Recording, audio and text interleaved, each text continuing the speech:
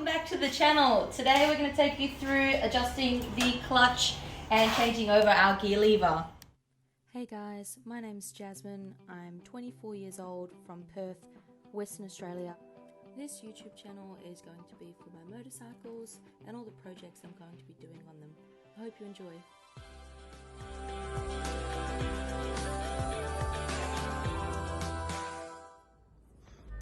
What's up guys? On our last episode we obviously removed all of the fairings off the bike, and then we actually ended up taking the fuel tank off as well, removed all the fuel. I know we said we were not going to get anywhere, but we ended up making a big mess of the fuel because there was still some fuel left in the tank when we removed it. Today I am actually going to be going and taking the plates back, and they should refund me whatever's left on my Red Joe. I might pop into Mack Kawasaki Midland, have a look there for some extra parts for the bike. So I just got back from the Department of Transport. That took forever to get through. I was waiting more than an hour. Half of it was actually outside in a 36-degree heat day, so that wasn't fun. And I just came out of Mack Kawasaki in Midland just now. The boys there are really cool, really helpful. So I managed to get a left-hand indicator. They actually have one in stock, which I was very surprised by. So left-hand indicator I've got. They didn't have any tail tidies at the moment, but I'm gonna go back in second week of November, and hopefully they've got some tail tidies in stock that I can purchase. So far the next step will be putting in that gear lever and then also this indicator, but I probably won't put the indicator in actually until we've got the fairings. That would be smart. So yeah, a little bit of an update, nothing too crazy yet, so hopefully we get the fairings soon. Due to COVID, there is going to be a bit of delay in receiving the fairings, so we'll see how we go with that. Hopefully mid-November, even late November I would be fine with, but we'll have to wait and see. Alright, I'll keep you guys posted. Okay, so we're going to adjust our clutch back to its normal position. In the accident, it was actually bent down, as you can see. So we're just going to undo these bolts here, and we're going to lift it back up into that normal position so it doesn't hit the tank on full lock.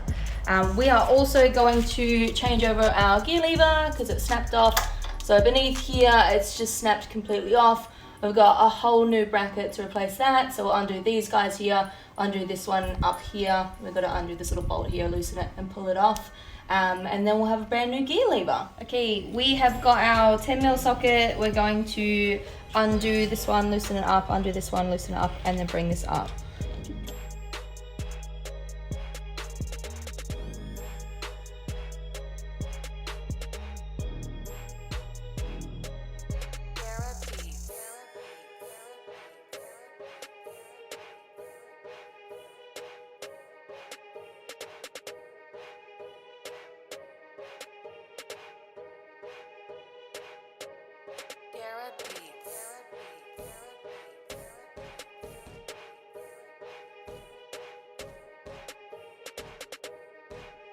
Set up correct. That feels pretty good for a guesstimate. I think we did all right. We can always adjust this once we've put the fairings on anyway, because that's kind of how we'll know whether it is set up in the right position or not. But I'm pretty happy with that for now. Alright, so we're going to start with taking this one off first, just because it's going to be the most simple, and then we'll get on to the other one.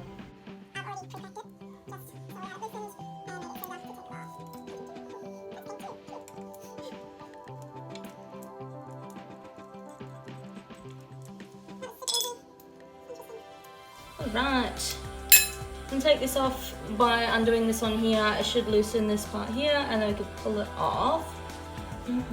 This is a 10mm socket again.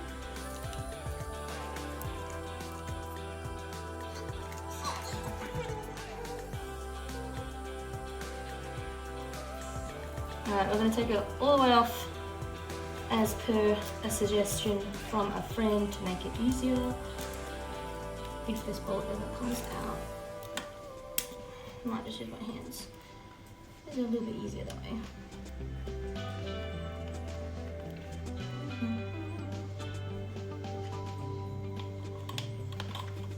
Oh yeah, that's nice and dirty. Okay, now we're gonna bring this new one back in. We'll probably use the bolt that's come with it. This shouldn't actually be that hard to install. Okay, so you can see here, this has completely snapped off. Apparently it's a common thing with the 250 Ninjas that these snap very easily if the bike is dropped on the left side. The peg has also been completely bent versus this one here. You can see that has been completely smushed. So we're gonna install this one now. Alright, we're gonna install this part first because that will probably be the tricky one.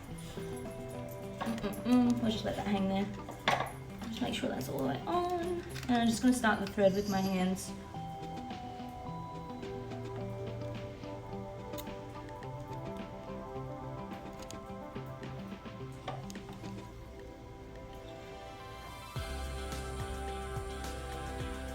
Alright, hopefully that just stays there. And flick this over.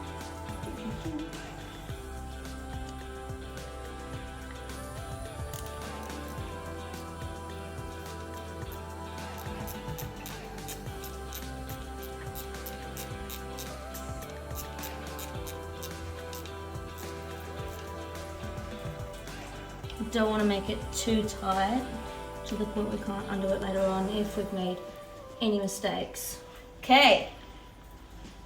So that will be in charge of adjusting the gears. Now we need to stick this guy on. So when I crashed, I actually crashed in gear. So one thing to note is that I can't actually put it up like this. So I'm just gonna flick it down as if it's in gear, and then I'll start putting these guys in with my hand and go from there. Okay, stuff on here is locked up. We don't actually have any put at the moment, but we can also go and get some later on. Oh shit. It's actually a lot easier than you might think it would be to do. Is this right? No, it's outside. Alright, we are on.